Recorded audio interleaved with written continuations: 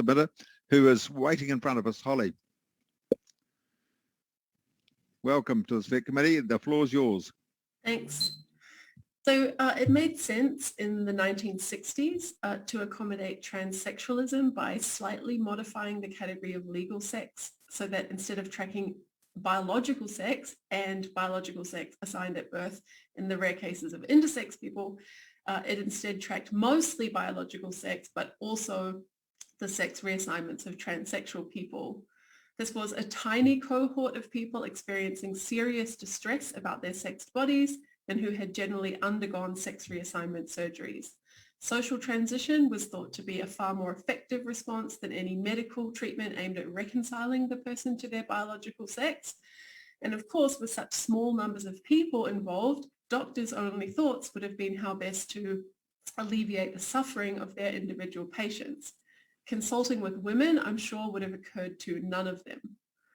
For those transsexuals who then passed as the reassigned sex, meaning that people assumed they were the reassigned sex in ordinary interactions, it made sense to want to have legal documents that listed that sex. Otherwise, there was a worry of being outed as transsexual when needing to provide those documents. So allowing change of legal sex, either for intersex people who had been recorded as the wrong sex at birth, or for transsexual people who had surgically reassigned sex and needed the right documents, was perfectly reasonable back then. What isn't reasonable now, and why this bill and other bills like it around the world are so controversial when people actually get to hear about them, is that we're continuing to liberalize change of legal sex in order to accommodate people who are neither transsexual nor intersex and whose situation has absolutely nothing to do with sex. Today, we're seeking to allow a change of legal sex for people who say they are trans. But despite the name, that cohort has barely anything in common with transsexuals, except for the fact that transsexuals are a minority group included under the trans umbrella, many actively speaking out against that homogenization. Today's trans cohort is much larger. For many, the gender dysphoria that gets spoken about has nothing to do with sex or bodies. 88% of trans women today, for example, do not have sex reassignment surgery. Trans is now conceptual, about a sense of gender as an identity. Trans identification in this conceptual sense is extremely popular among the young, with the largest group identifying as non-binary, neither a woman nor a man. The makeup of the cohort has entirely shifted from mostly older males to mostly younger girls. Experts are in fierce disagreement about what explains this epidemiological shift.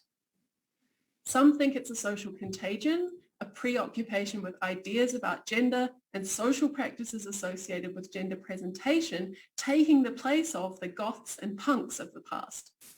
Some think it's a form of self-harm for girls, taking the place of the anorexia, bulimia, and cutting of the past.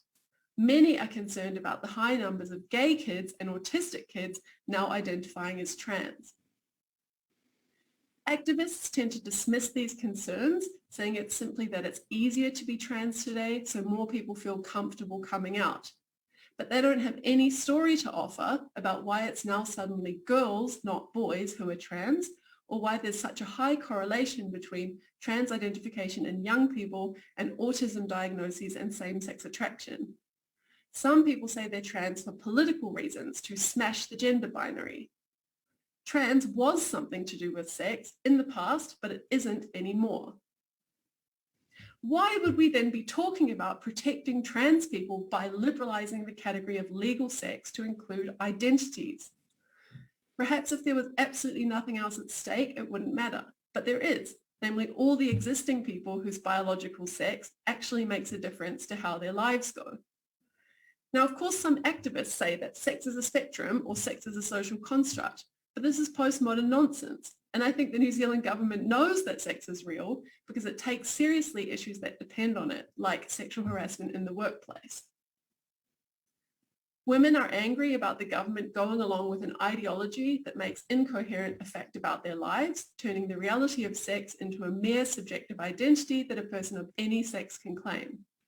And you can reduce that anger and show respect for women and women's lives by protecting trans people as trans and by protecting gender expression from discrimination. It's perfectly possible to protect trans rights without entrenching in law the idea that having a gender identity changes one's sex, because it doesn't. Thank you, Holly, for a very comprehensive submission. Deborah has a very quick question for you, I think. Yeah, thank you, Holly. You referenced experts saying, I just lost it a bit slightly, that concerns about young people who are claiming trans identity and some. Do you have some research papers or anything like that you could forward to us on those? It's just people say experts, so I sort of go, well, which experts where? If you. Yes, I've just finished writing a book and it's been pressed, so I can send the relevant chapter along to you, and it has all the references in it. That'd be great. Thank you. I thank you for that. Thank you for a very comprehensive submission. Well done. Sure. And we'll just move on to our next submission now.